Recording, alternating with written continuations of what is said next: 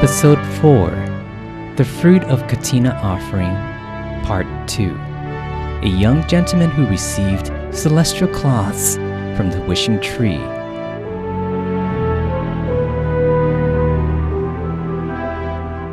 The decent deed of almsgiving is easy to perform. All one has to do is to rid oneself of stinginess and share what one has with others. This generous act will turn into merit. One may ask, who should we give to in order to earn the most merit? The answer is, we should give to those who practice righteousness and have attained the Dhammagaya within, in their time of need. The season for Kathina offering lasts only 1 month after the Buddhist Lent. It is the time for all merit-minded people to come together and participate in the Kathina offering. Therefore, you are all invited to take part in the important merit-making event. From the last episode, we saw the young gentleman who had the good fortune to meet and offer his shawl to a silent Buddha so that he could finish making a new robe for his own use. After that existence, the young man was reborn in the celestial realm of Tawatimsa, the second level of heaven. When he was reborn in the human realm, his past merit allowed him to be born in a royal minister's family. After the king passed away, the ministers agreed to employ an age-old custom of letting loose the royal horse-drawn carriage, and any man it stopped in front of would be crowned the next king. When the royal carriage was let loose, it stopped in front of this young gentleman, and he was eventually crowned the next king. His past merit caused the wishing trees to appear, and their flowers had celestial cloths in them. The people of Benares were happy and joyful from having been provided for by these wishing trees. One day, after a long period of time had passed, the queen reflected on her husband's tremendous wealth and was concerned that he had not accumulated additional merit, and that one day his past merit would be depleted.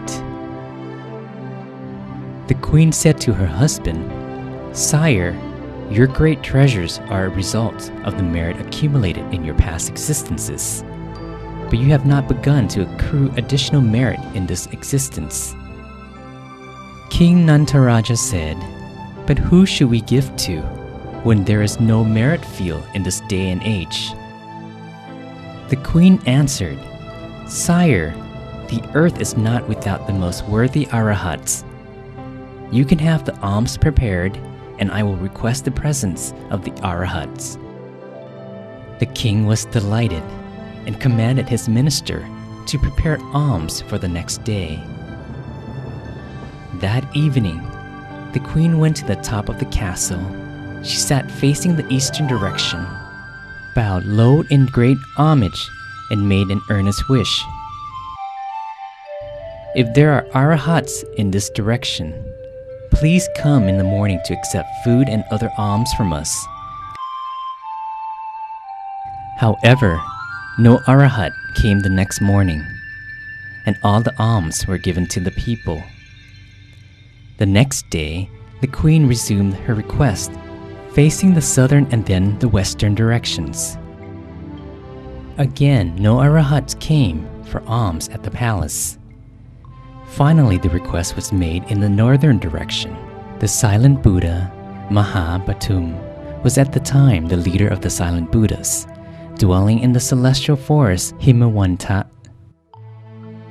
He asked the other silent Buddhas to accept the queen's invitation. The next morning, the silent Buddhas flew toward the northern gate of the city to be the merit field for the royal couple. The people witnessed the silent Buddha's arrival and informed the king. The royal couple was delighted by the news. They came out to welcome the holy ones and invited them into the castle. They offered food and alms in great delight to the silent Buddhas. They also had 500 monks' residences built in the royal park and requested the silent Buddhas to reside there. Later, a battle broke out along the frontier.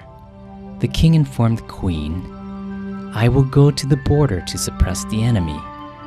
Do take very good care of the silent Buddhas." The king then left the city with his army. While the king was away along the frontier, the silent Buddha's lifespan naturally came to an end. They all entered nirvana while in a standing position. The next day, the queen had food prepared as usual, but not one silent Buddha came to dine. She sent her official to check on the holy ones. The official discovered that the silent Buddha had all entered the great nirvana. He returned to the palace to inform the queen of the news. Having heard the news, the queen cried with great sadness and contemplated that even a person of great supernormal powers had to meet with death. She then had a cremation ceremony arranged for the silent Buddhas. After the cremation ceremony, she had a sitya built to house the ashes of the silent Buddhas, and paid reverence to the sitya with beautiful flowers. King Nantaraja succeeded in suppressing the enemy and returned to the city. The queen came out of the city to welcome the king and to inform him of the unfortunate news. King Nantaraja heard the news and was tremendously saddened. Individuals of such wisdom and holiness still had to succumb to death. How then can I escape it? Having so thought, the king decided not to enter the city, but went instead into the royal park. The king called his eldest son to his presence and ceded the throne to him. The king became ordained as an ascetic and dwelt in the royal park. The queen followed in her husband's footsteps and became ordained as well. Once ordained, the two ascetics were not careless but dedicated their lives to the practice of meditation until they attained the jhanas. After they died, they had a rebirth in the Brahma realm.